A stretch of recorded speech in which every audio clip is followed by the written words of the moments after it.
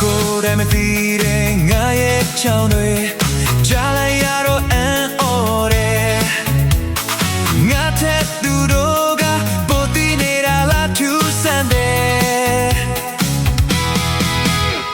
ဒီခါတလေကြတော့လေတိတ်ဆိတ်ကြတယ်ကောင်းတဲ့ကြတော့မပြောဘူးခွေ